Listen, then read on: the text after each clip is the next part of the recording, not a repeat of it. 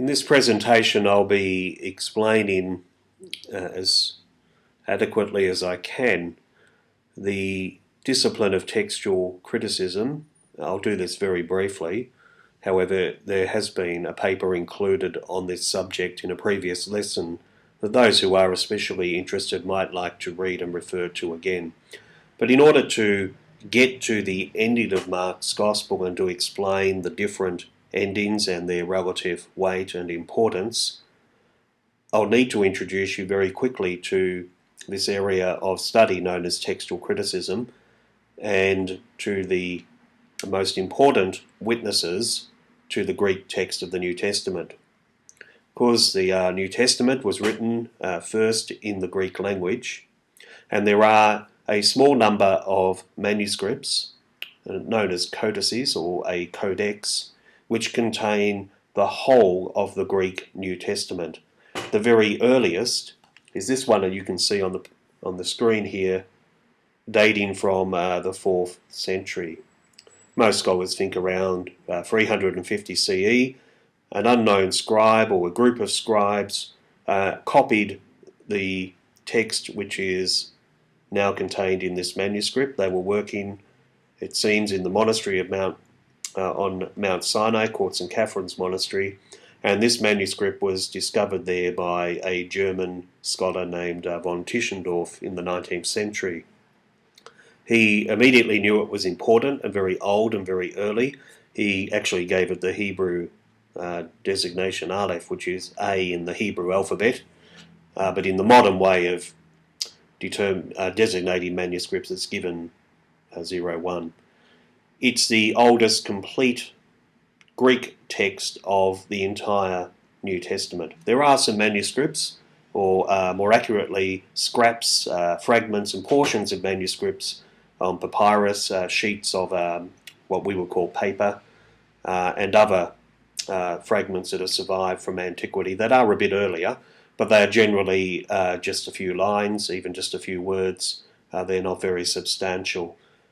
Codex Sinaiticus is the oldest complete Greek text. So it's a very important witness to the Greek text of the New Testament as early as we can go back, around the year 350.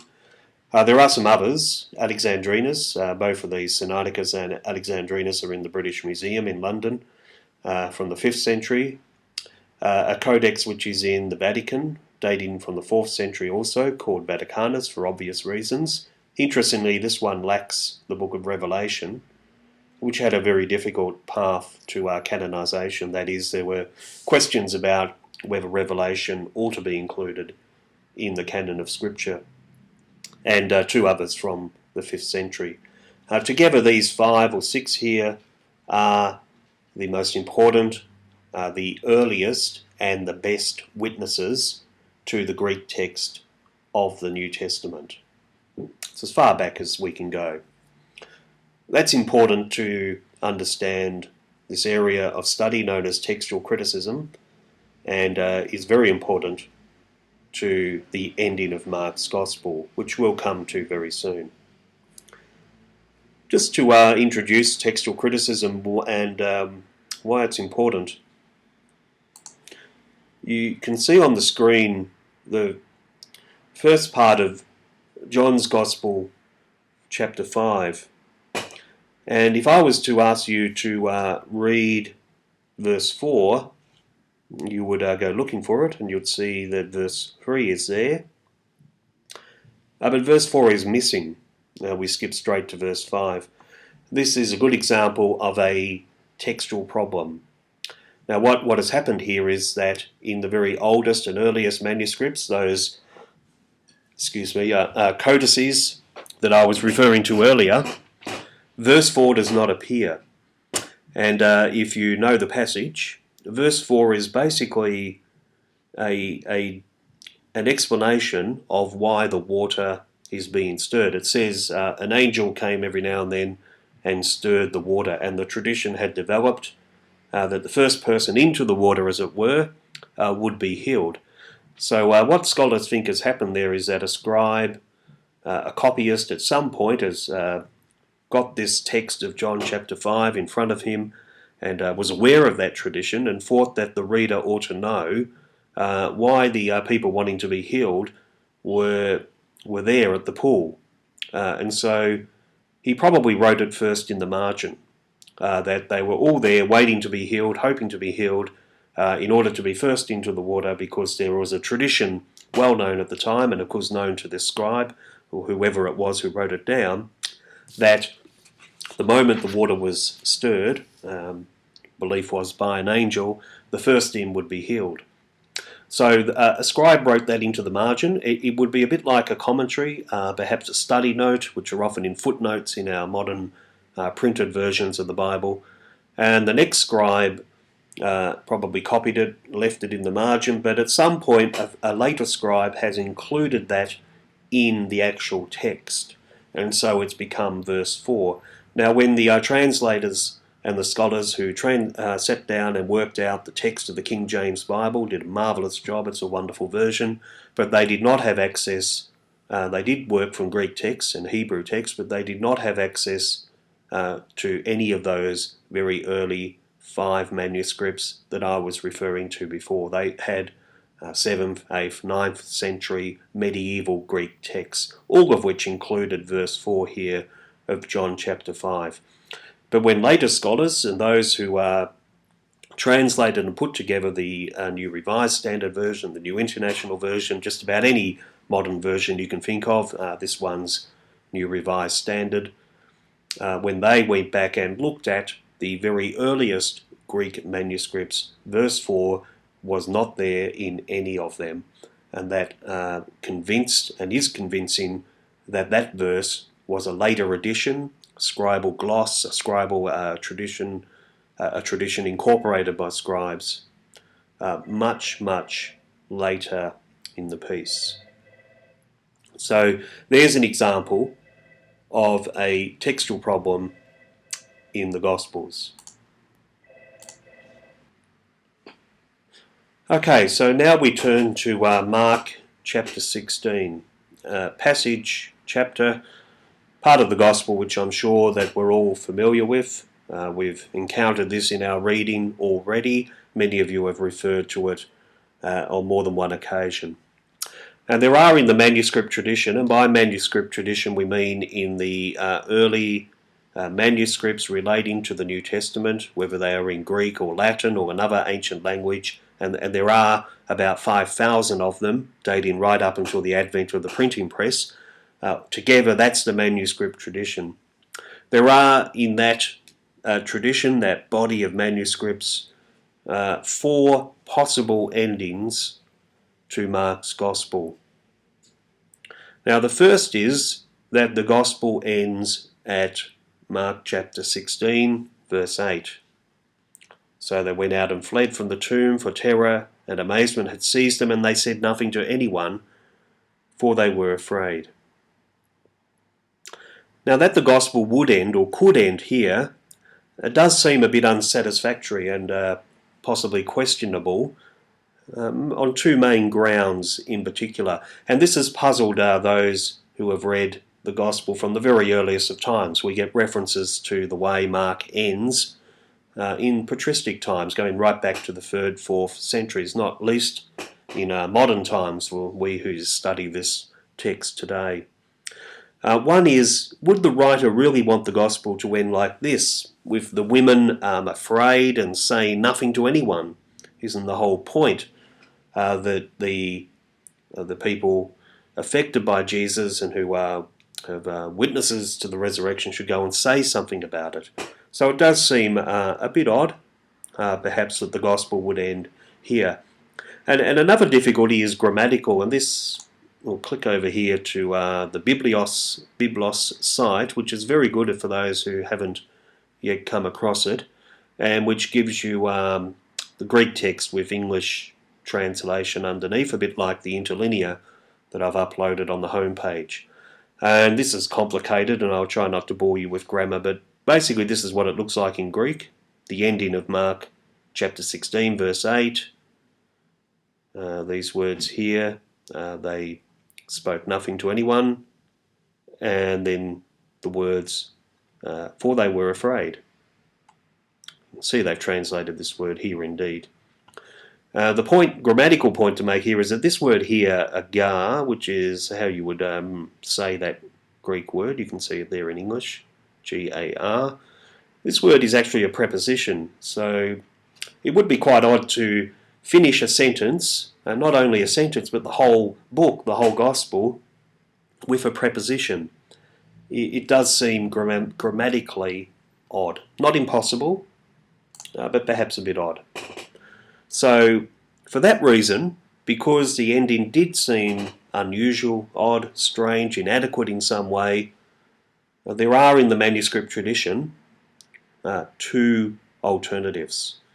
And many of us will be familiar with these. The shorter ending, which adds just a sentence or so as a summary statement to sort of bring Mark's Gospel to a more satisfactory place of conclusion. This one can be really easily dismissed because it appears only in one manuscript which dates from the 7th century, so the 600s. It's not there at all in any of the 5 or 6 of the earliest and most important manuscripts. So most scholars would not give this one much time at all in dismissing it. Clearly a later scribe has thought that the Gospel had a very inadequate ending and so supplied one here, although a few other scribes have continued or added, have continued to represent that work in subsequent editions, which, because edition, I mean scribes copying out the whole of the Gospel by hand. Then we have the longer ending, and this is actually much more well known because this is the one that has come down to us in the King James Version of the Bible.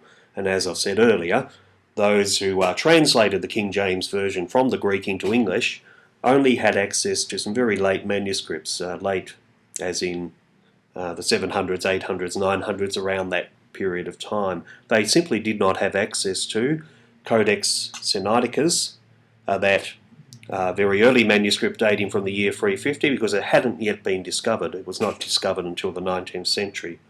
They didn't have Codex Alexandrinus for the same reason. They did not have Codex Vaticanus because they did not have access to Vatican City. In fact, as if you know your history, you'll know this was in a period of religious conflict. So it was unlikely anyone from the Church of England was getting access to the Vatican Library unless they were converts to Rome or Roman Catholics who had left England for Rome.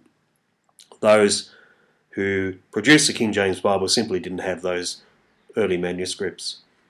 This reading does in fact appear in most of the manuscript tradition. That is, if take a nice even round number, and this is general, if there are around 5,000 manuscripts, that is hand-copied copies of the Gospel of Mark in existence, it's probably an exaggeration of the New Testament as a whole. There are about 5,000 manuscripts, all hand-copied by various scribes in different places from the period stretching right back to about the 300s, 400s, right up until the advent of the printing press.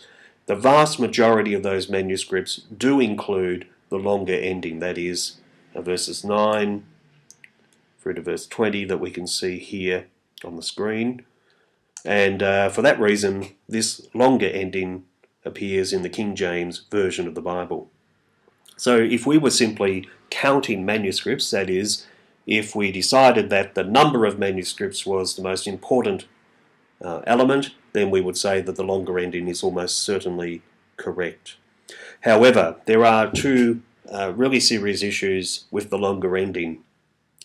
One is internal, and by that we mean the language that we can see there itself. The vocabulary and the style is very different to what has gone before.